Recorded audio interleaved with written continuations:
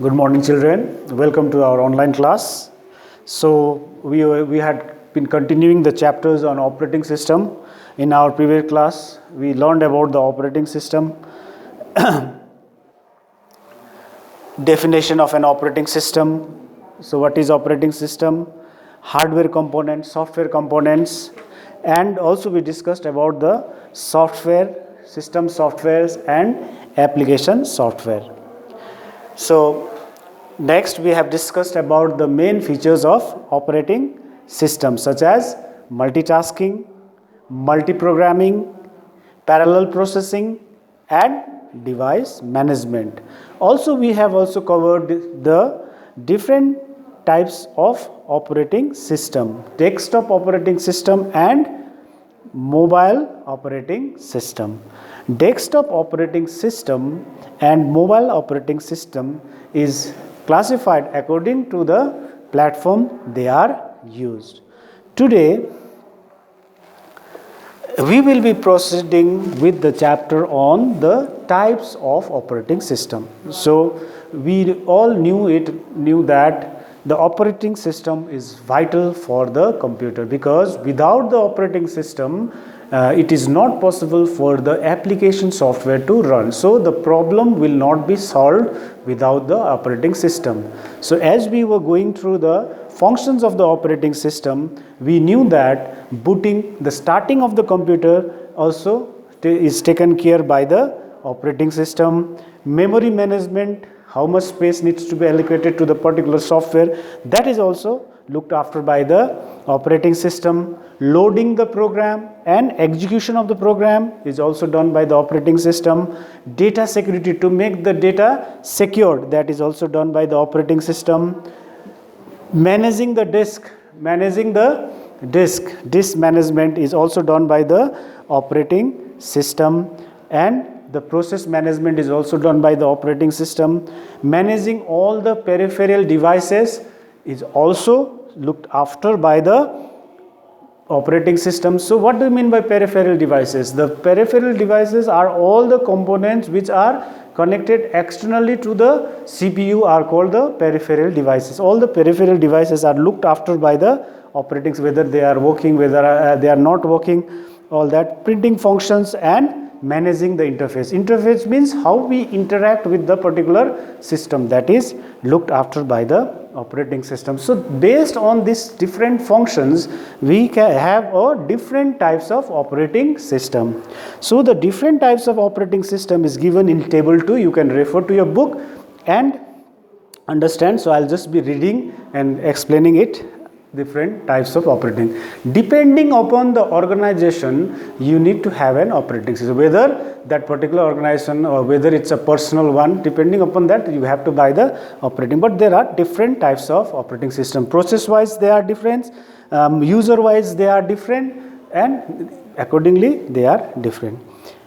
So, single user operating system, as the name suggests, single, individual. As the name suggests, single user system provides the platform for only one user at a time. One user can use the computer, only one user can use the computer at a time. Commonly used operating systems are desktop operating system, which runs on the standalone system where no user accounts are required. So single user operating system is a desktop operating system. So example is DOS, this operating system, Windows 3X and Windows 95, 97 and 98. Windows 95, 97 and 98 are the single user operating system. One user can work at a time in the single user operating system. Multi-user, multi means many, multi-user system. In a multi-user system, two or more users can simultaneously access the same computer system. So one server is there, two people can connect to that server and work at a time. The server can be shared more than one people. That means suppose you can create a user ID and password. Another person can create a user ID and password and he can work. More than two people can work at a time in the multi-user operating system. The user details are stored and maintained in the system. This makes it easier to provide access to the multiple user at a same time. So the user details are stored and maintained in a system. This makes it easier to provide access to the multiple user at a same time. So according with their user profile or user name and password, they can access and they can use the system. So user details should be provided to the system, and with that they will get the access to use that particular CPU. Examples are Unix operating system such as Solaris and Linux. Non-Unix operating systems such as Amiga operating system, VMS mainframe operating system, and Windows Vistas are the example of multi-user operating system software. The next type of operating system is the batch processing. In the batch processing, several tasks are grouped together before they are processed. So all the tasks are collected into and make it into a group, and it automatically executes the tasks without any human interface. So the task is executed without any human interface.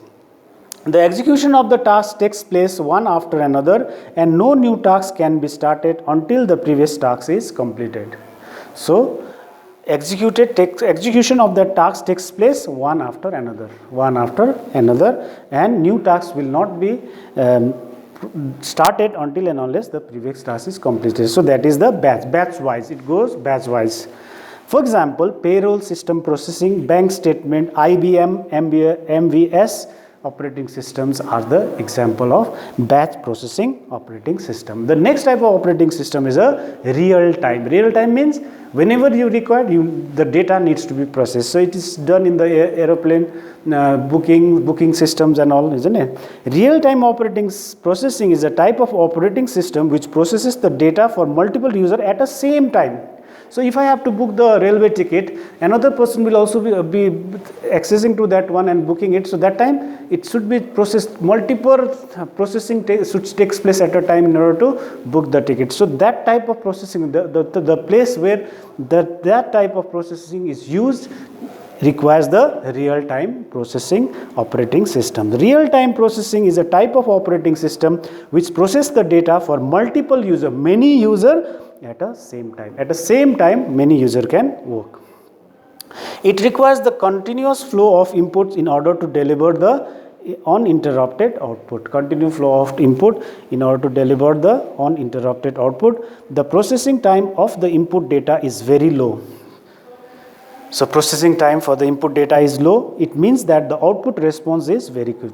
Input is slow and output should be quick, because in the real time, in the certain period of time, the response should be given to the user. So real time needs to be send the response as quickly as possible. So for example, airplane landing control system, anti-missile defense system, medical imaging system, industrial control system, robots, and many more are the example of real-time processing system. The next type of processing is the time share processing.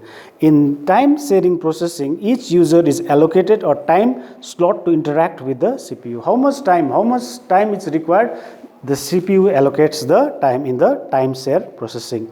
Each user has to follow the sequence, and the duration of the time slot depend on the system. So the user needs to specify how much time is required for that particular data to be processed. So depending upon the duration of the time, the processing takes place. The example of this type of processing is the Multics, Unix, TOPS 10 and TOPS 2 are the example of the processing system, time share processing system. Distributed operating system. Distributed operating system refers to the set of computers in a different locations that can communicate with each other. So these are the operating system which are used at the time of networking. It is the latest advancement in the world of computing technology. The set of computers are interconnected by the network. So when there is a network, the operating system which needs to be used is the network operating system or a distributed operating system.